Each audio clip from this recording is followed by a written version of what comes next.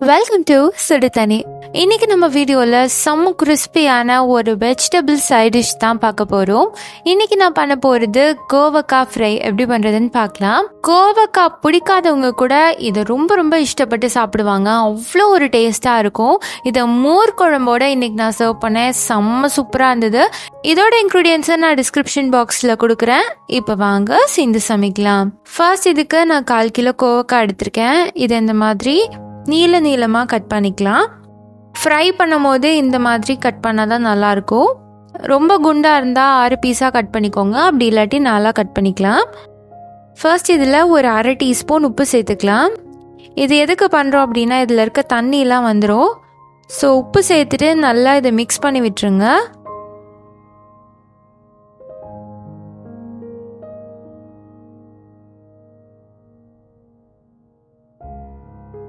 இப்போ இதை ஒரு 1/2 மணி நேரம் நம்ம ஊற விட்டுடலாம்.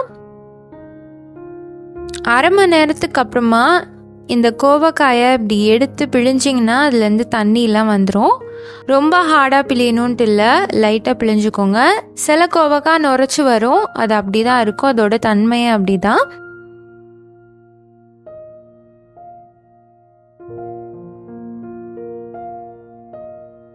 இது மாதிரி எல்லாத்தையும் பண்ணதுக்கு அப்புறமா இதில் நம்ம மேரினேஷன் ரெடி பண்ணிடலாம்.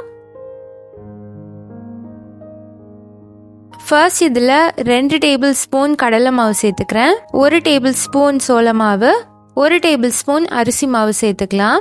இதோட 1 டீஸ்பூன் மிளகாய் தூள், ஒரு 1/4 டீஸ்பூன் உப்பு, நம்ம ஆல்ரெடி உப்பு சேர்த்துருக்கோம்.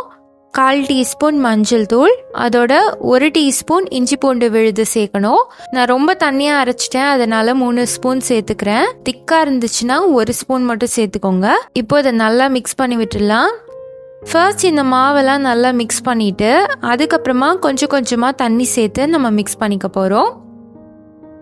ஏன்னா இதில் தண்ணி நிறையா சேர்த்துட்டிங்கன்னா அந்த மாவு கோவக்காயில் ஒட்டாது. ஃப்ரை பண்ணும்போது பேட்டர் தனியாக கோவக்காய் தனியாக அப்படி போயிடும்.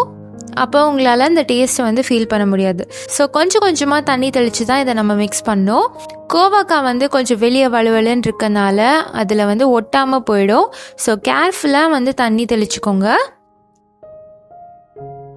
இதை நல்லா இந்த மாதிரி மிக்ஸ் பண்ணதுக்கப்புறமா பார்த்தீங்கன்னா கோட்டிங் நல்லா வந்திருக்கும். இப்போ இதை நம்ம ஒரு 1/2 மணி நேரம் ஊற விட்டுடலாம். ஊறினதுக்கப்புறமா இது நல்லா அதில் ஒட்டிக்கும். அதுக்கப்புறமா நம்ம ஃப்ரை பண்ணோன்னா நல்லா சூப்பராக கிறிஸ்பியாக வரும். 1/2 மணி நேரத்துக்கு அப்புறமா இதை நம்ம ஃப்ரை பண்ணிடலாம். அடுப்பை மீடியம் ஃப்ளேமில் வச்சுக்கோங்க.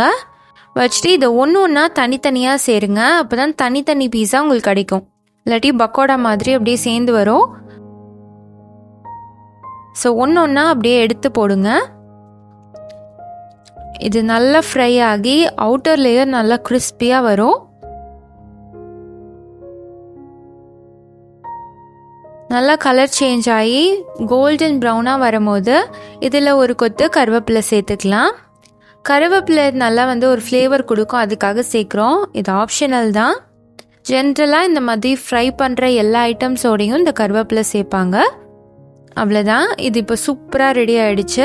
நம்மளோட கோவக்காய் ஃப்ரை இப்போ செம்ம சூப்பராக ரெடி ஆயிடுச்சு. இதை நான் மோர் குழம்போட செம்ம அட்டகாசமாக சாப்பிட்டேன். செம்ம காம்போவாக இருந்துச்சு. கோவக்காவே நான் சாப்பிட்டதில்ல அப்படின்னு சொல்கிறவங்களுக்கு ஃபர்ஸ்ட் டைம் கோவக்காயில் இந்த டிஷ்ஷை நீங்கள் ட்ரை பண்ணி கொடுங்க.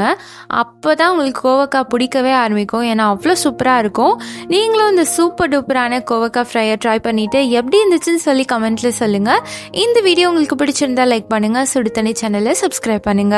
தேங்க்யூ.